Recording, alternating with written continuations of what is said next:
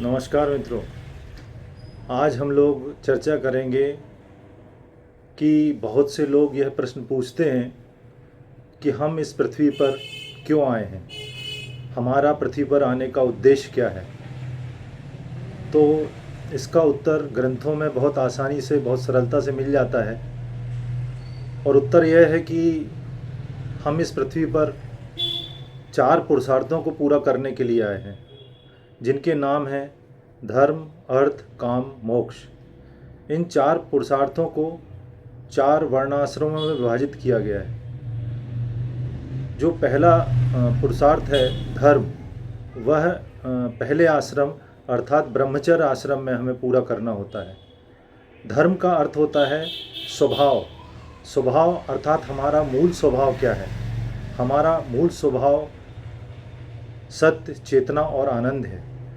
इसको जानने के लिए गुरुकुलों में विद्याध्ययन के साथ साथ ध्यान और कई योग के आसन और प्राणायाम भी कराया जाता था, जिससे 25 वर्ष की अवस्था तक व्यक्ति या विद्यार्थी अपने स्वभाव को जान जाता था। उसके बाद पूर्ण जागृत होने के साथ ही वह गृहस्थ जीवन में प्रवेश करता था। गृहस्थ जीवन में उसे अर्थ और काम, इन 2 उद्देश्यों की पूर्ति कर लेना होती थी। मतलब आप पैसे कमाइए और अपनी कामनाओं की पूर्ति करिए। उसके लिए भी आपको 25 वर्ष दिए जाते थे। फिर तीसरा आश्रम आता था वानप्रस्थ। जब आप करीब 49-50 वर्ष के होने आ जाते हैं, तब आपका मुँह या मुख वन की तरफ हो जाना चाहिए।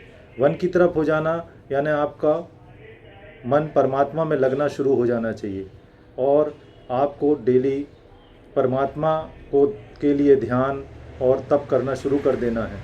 इसके पश्चात आता है चौथा आश्रम, जो कि सन्यास है।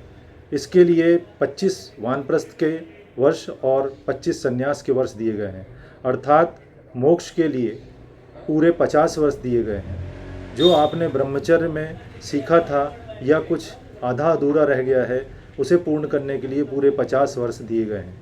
इस तरह से चारों आश्रमों में आप पूर्ण ज्ञान को उपलब्ध होकर भोग और अपवर्ग को करते हुए मोक्ष को प्राप्त हो जाते हैं। यह सारा संसार रचा ही इसलिए गया था।